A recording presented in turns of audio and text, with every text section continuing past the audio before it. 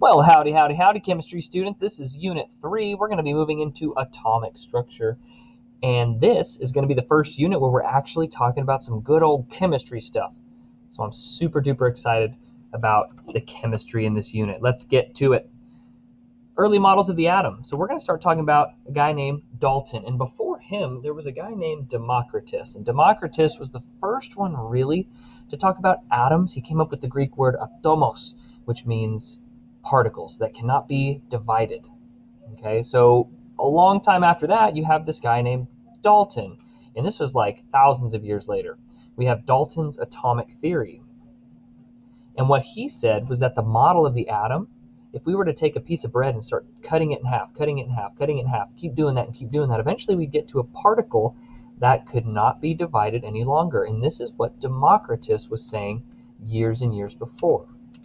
So Dalton had 4 postulates that he's known by, and we're going to go over each one of those real quick. The first one is that all elements are composed of tiny, indivisible particles that we call atoms. We can't divide them any further. One nation, under God, indivisible. That means our nation should not be divided. Number 2, atoms of the same element are identical. The atoms of any one element are different from those of any other element. This means that if I have one atom of a certain element, like carbon, if I look at another atom of carbon, they should look exactly the same. Number 3, atoms of different elements can physically combine with one another in simple whole number ratios to form compounds. Well, this is true. We know that water is always H2O, 2 hydrogens to 1 oxygen. Number 4, chemical reactions occur when atoms are separated, joined, or rearranged. Atoms of one element, however, are never changed into atoms of another element as a result of a chemical reaction. So this kind of goes with number 2, that I can't just go and change one atom into another.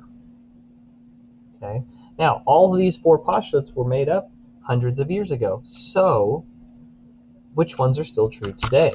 Well, we know that we can actually divide these into things called quarks or subatomic particles like protons, neutrons, and electrons. Number 2, we know that there are things called isotopes, and they're actually not identical, and we'll learn about those in a little bit. Number 3, we know that this is correct. This is the only one that holds true today. Things like H2O, if it's going to be water, it has to be H2O. Number 4, we know that there is nuclear chemistry, and we can actually change an atomic structure. We can change the parts of an atom. So the only one that holds true is number 3. An atom, let's go ahead and define that. The atom is the smallest particle of an element that retains the properties of that element. How many atoms are in each compound? So we have compounds below that are each comprised of multiple elements. So we're going to count up the total number of atoms in each one. If I'm looking at carbon dioxide, I've got a carbon, and I have 2 oxygens. So total, I have 3 atoms there. Here, I have 2 hydrogens and 1 oxygen, so I also have 3 there. And in the last one, H2SO4, I've got 2 hydrogens, 1 sulfur, and 4 oxygens, which gives me a total of 7. This is a way to count atoms. So now we're going to dive into the atom and actually talk about how the different parts were discovered, when they were discovered, and what that means for us. So we're going to start out with a guy named J.J. Thompson, who discovered something called the electron. It's a negatively charged subatomic particle. It has a charge of -1, so I'm going to go ahead and put a negative here so that you can remember negative. And it's 1 divided by 1840, the mass of a hydrogen atom. So it is tiny.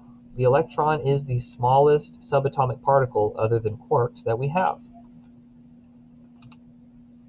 How do we discover these? Well, J.J. Thompson used something called the cathode ray tube. It was a device used to originate a flow of charged particles. So we abbreviate this CRT, cathode ray tube. And I have a picture that I'm going to show you to help explain that. So here's a cathode ray tube. We send electricity through a tube that's filled with gas, and when that happens, the electrons are excited and they go up to a high energy state, and when they drop back down, we get light. So that's why you see this laser coming through the center of the tube. Now, you'll see that the man in the picture is holding a magnet. And what you notice is that when the magnet gets close to the tube, it either bends the light away or attracts the light to it. Because we know that the electron has a charge, we know, based on the poles of the magnet, plus or minus, that it was a negatively charged particle that was in the tube, and that's how they discovered the electron. So again, it was a man named J.J. Thompson. So this is our first scientist. He was credited with discovering this electron. He used cathode ray tubes to look at the deflection, the bending of light in one way or another using magnets and different electrodes. He found that the ray moved away from the anode to the cathode.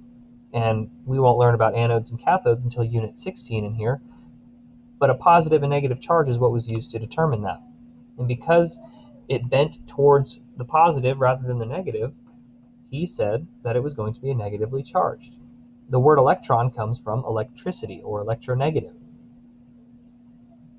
He also calculated something called the charge to mass ratio of the electron, which basically looks at the amount of substance that you have and how much charge it will produce. The next guy we're going to talk about is Robert Miliken. His studies led to the determination of the charge of the electron.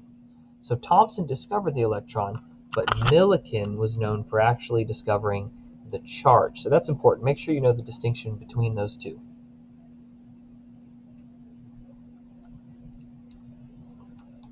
Next particle we're going to talk about is the proton. Positively charged subatomic particles discovered by a guy named Goldstein, or in Germany would be Goldstein. So they also utilized the similar technology of the cathode ray tubes to determine that it was a proton, a positively charged particle.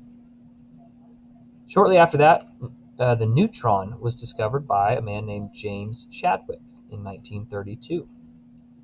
And you'll notice that the timing of this was close to World War II, and so this discovery was absolutely essential in the determination of how to create nuclear warheads, and we'll talk about nuclear chemistry in Unit 17.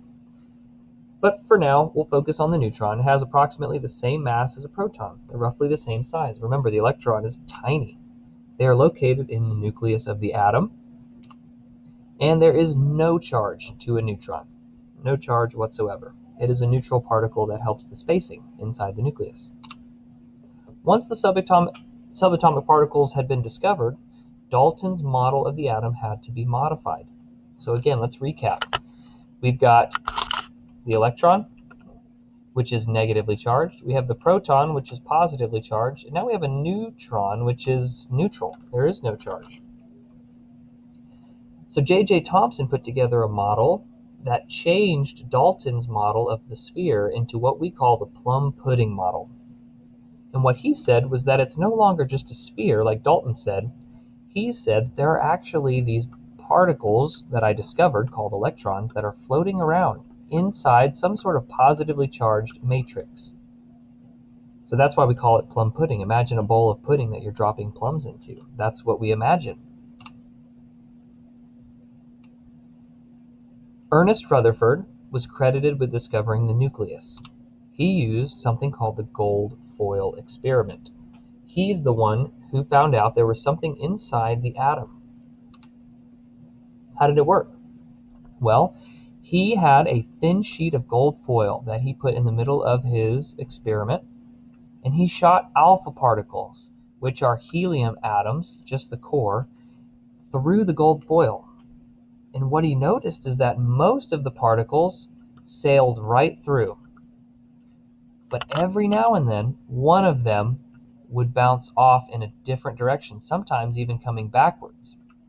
And he thought, okay, the only reason that would happen is if there was something that's dense enough to have those particles bounce back. And what he discovered was that there's got to be something big enough to deflect these alpha particles, and thus the nucleus was discovered. The nucleus is the central core of an atom, and it's composed of protons and neutrons. It accounts for more than 99% of an atom's mass. The electrons, again, are very, very small, and they don't weigh a whole lot at all. The nucleus is also positively charged overall, because neutrons do not have charge.